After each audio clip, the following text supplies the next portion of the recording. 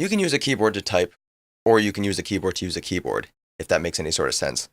Let's see if the Corsair Strafe tickles your keyboard warrior fancy. First, we'll touch upon the physical features. It's got the tried and true Cherry Red MX switches, though there is also an option for Cherry's MX silent switches as well, and it's RGB, so that's 16.8 million colors this thing can wow you with. If that's not your thing, the standard Strafe model has red backlighting. Both models include a brightness control button with 4 levels of brightness, including off. It's made of plastic, but it feels fairly sturdy enough to even use as a primary weapon for crime fighting. The cable is rubber, not braided, but I wouldn't consider that to be a huge turnoff. It's got a USB pass-through on the back, which is incredibly handy if you have, say, a flash drive you want to plug in, but maybe you don't feel like venturing all the way to your tower. And then you can also plug in a mouse if you so choose, and that way you don't have to worry about having a flaccid cable hanging around your desk.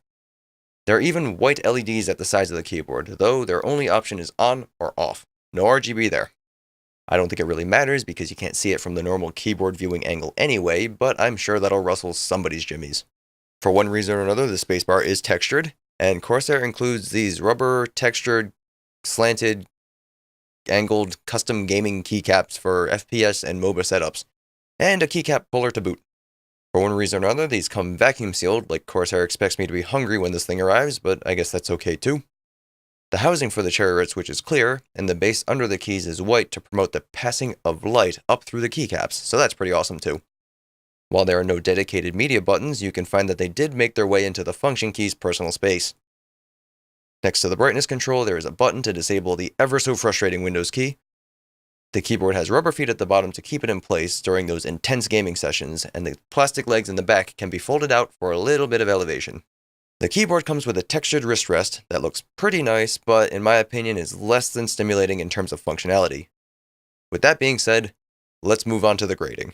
In terms of comfort, I give it a B+. When I'm going about my keyboard warrior activities, I can hear and feel that satisfying cherry red click that screams, "Ow, stop poking me so hard." The keys feel smooth and quick for the most part, however, they also slightly vary from key to key. I've noticed that most keys feel like your standard cherry red switches, but a few of the larger keys like Shift, Tab, and Enter feel squishier and more resistant. While it may not seem to be an overly critical flaw, it's about as distracting as the fact that I'm not wearing pants right now. The last gripe I want to call out is a sad excuse for a wrist rest. The thing tapers off so quickly that for extended use, maybe 6 to 8 hours plus, it doesn't really do me any good, and I experience some pretty irritating fatigue unless I go ahead and throw a sock under my hand. And that defeats the purpose of a wrist rest, right? The wrist rest feels most comfortable when I scoop my hand up so that the butt of my palm is all the way up in my Alt key's business, but then it feels like the keyboard assumes my fingers are as short as my cat's attention span. I can't really give it too much flack though, since wrist rests are sort of subjective based on user preference and hand size. Now onto reliability. Let's call this one an A+, but only after submission of makeup work and maybe some extra credit. I ordered this product on Amazon. The first one I received worked for a few days, but then I noticed some peculiar activity. The keyboard connection would cut in and out. Sometimes my computer would register a key being pressed even if I wasn't even touching the darned thing. After I ran my battery of tests and concluded that fixing the keyboard was most likely not within my immediate knowledge or ability, I contacted Corsair customer support, and Mr. Zach quickly gave me a couple of things to try, including flashing the firmware, which by the way I could not find in the manual, which is kind of weird. And this is done by holding the escape key as you plug in the USB cable for the keyboard, not the pass-through. After that did not work, he eventually said that they would replace it for me, which is pretty neat, I think. It's been several months since I've received a replacement, and I am happier than a bird with a french fry.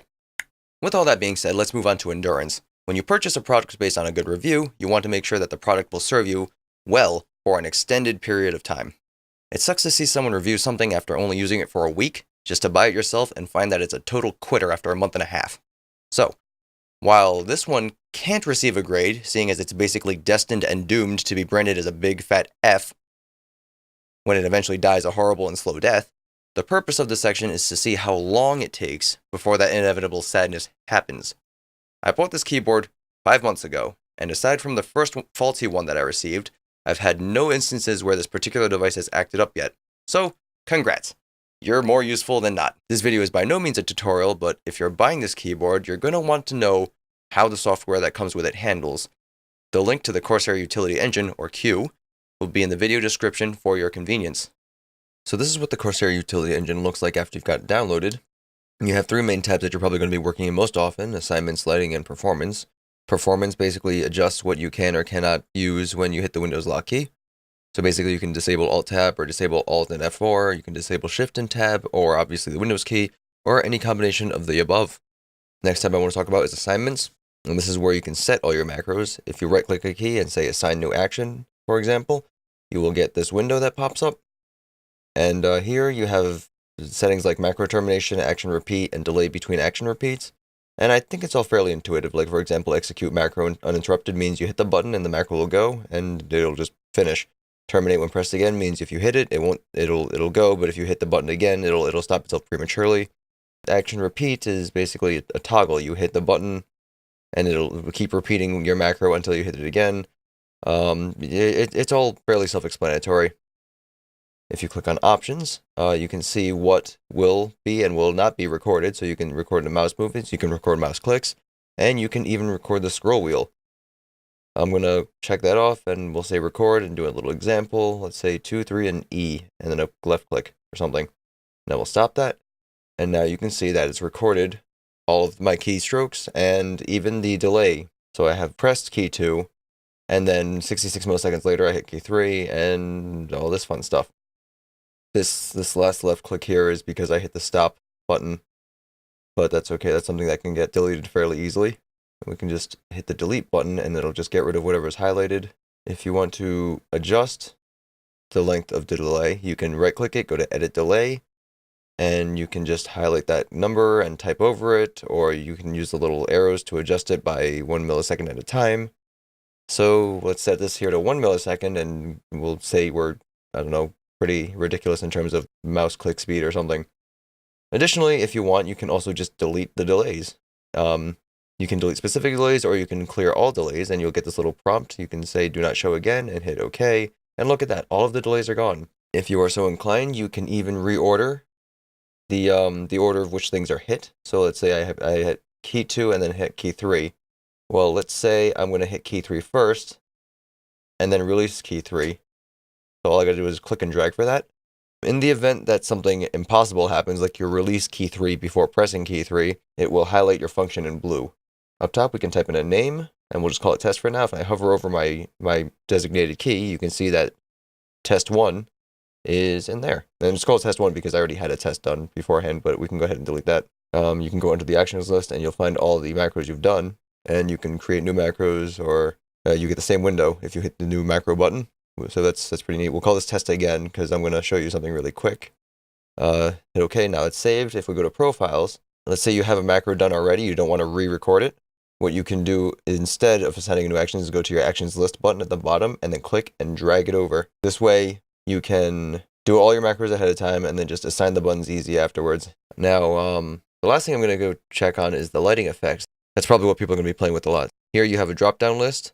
You can select from a bunch of things. This is obviously the spiral rainbow because, you know, it just is. This is the rainbow wave. It's the same idea except it goes in a single direction now.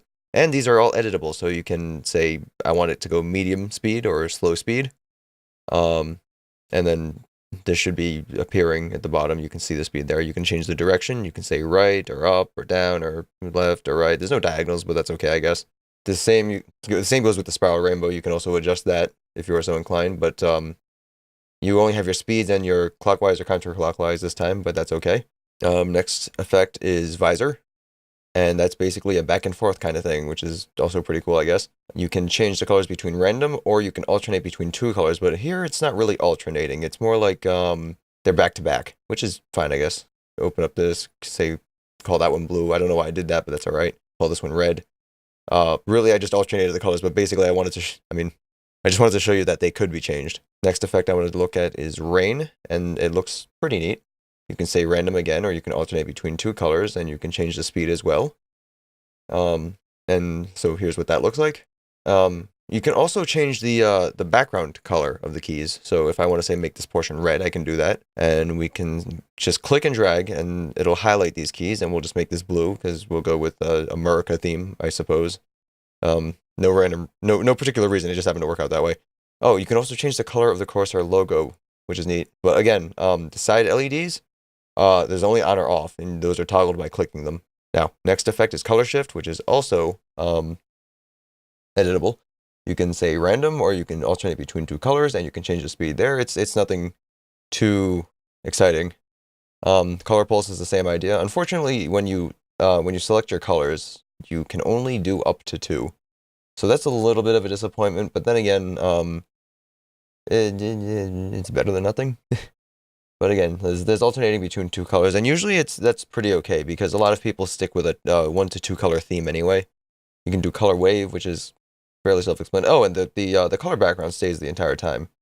But anyway, color wave is pretty self-explanatory. You can set the direction and the speed and the colors, and that's basically what it looks like. Next these are the fun ones. This is type lighting per key, and what that means is if I type something, well, let's change the color first. I'm going to say random, and we'll do whatever duration I set it to. If I type, you can see that the keys light up in random RGB colors, and they fade away slowly. And you can set it so that they stay a long time, or a medium time, or a short time, and you can even alternate between, I don't know, 2 colors that you happen to like. So I'm just going to say black, which is off, and then light blue. So if I start typing, you see that the keys I hit alternate between light blue and off. The next fun one is type lighting ripple, and that is also fairly self-explanatory, and it's got the same settings as pretty much everything else. You type on it, and the colors ripple out. Pretty neat. If you set it to alternating, it just changes between the 2. Oh, and also, this saves as you go. If you close the utility engine, the profile you set saves. You can also save the profile directly to device memory, which means that if you unplug the keyboard from your computer, take it somewhere else, that profile will stay, regardless of what other software is on that other computer. So that's cool. It's kind of a more mobile feature, and it'll also that'll be the profile it starts with as soon as you boot up your computer. If you set it as the default profile, what that basically says is that when Q loads up, this is the first profile it's going to go to. If you hit new profile, you can specify the name and the notes or whatever, and you can even link it to a specific program. I don't have much on here right now, but basically you hit browse and you go find your executable file, and then you hit open. And then whenever that program opens, your keyboard will automatically switch to that profile. And lastly, if you're playing video games, streaming, recording, or whatever, I'm sure the noise that this thing makes will be at least mildly important to you. So, cue sound test. The type test will be observed by a Blue Yeti USB condenser microphone sitting on top of some cloth to help absorb some of the shocks produced by tapping on the keys. The microphone will be placed off to the left of the keyboard with the gain knob turned to about 10 o'clock, and the pickup pattern set to cardioid with no post-production editing.